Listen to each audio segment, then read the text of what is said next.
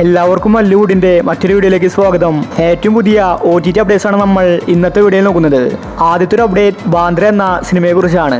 ദിലീപിന്റെ കഴിഞ്ഞ വർഷം ഇറങ്ങിയ സിനിമയായിരുന്നു ബാന്ദ്ര. സിനിമ തിയേറ്ററുകളിൽ ഫ്ലോപ്പ് ആയിരുന്നു. ഈ സിനിമയുടെ OTTക്ക് വേണ്ടി ഒരുപാട് പേരെ കാത്തിരിക്കുന്നുണ്ട്. ഇപ്പോഴത്തെ ആമസോൺ പ്രൈം ബാന്ദ്ര എന്ന സിനിമയുടെ OTT അവകാശം വാങ്ങിച്ചിരിക്കുകയാണ്. ഒഫീഷ്യൽ അപ്ഡേറ്റ് ആണ് ഇപ്പോൾ പുറത്തു വന്നിരിക്കുന്നത്. ആമസോൺ പ്രൈം കമ്മിങ് സൂൺ എന്ന പോസ്റ്റർ ഇട്ടിട്ടുണ്ട്.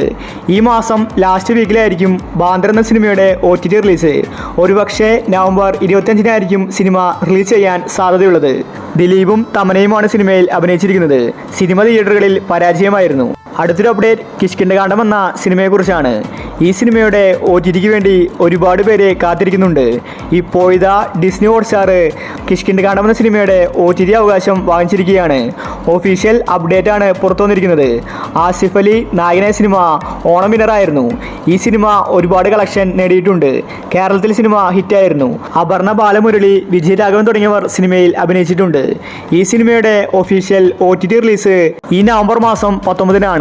ഹോട്ട്സ്റ്റാർ വഴിയാണ് OTT റിലീസ്. ഇന്നലെയായിരുന്നു സിനിമയുടെ ഒഫീഷ്യൽ ഡേറ്റ് പുറത്തു വന്നത്. അങ്ങനെ കാത്തിരിപ്പ് അവസാനിച്ചിരിക്കുകയാണ്. അടുത്തൊരു അപ്ഡേറ്റ് മദനോത്സവം എന്ന സിനിമയെക്കുറിച്ചാണ്. കഴിഞ്ഞ വർഷമാണ് ഈ സിനിമ ഇറങ്ങിയത്. സുരാജാണ് സിനിമയിൽ നായകൻ. ഇതൊരു കോമഡി മൂവിയാണ്. ഈ സിനിമയുടെ OTTയും ഇതുവരെ ഇറങ്ങിയിട്ടില്ല. സിനിമ തിയേറ്ററുകളിൽ നല്ലൊരു അഭിപ്രായം നേടിയിട്ടുണ്ടായിരുന്നു. പക്ഷേ എന്തുകൊണ്ട് സിനിമ OTTയിൽ വന്നിട്ടുണ്ടായിരുന്നില്ല.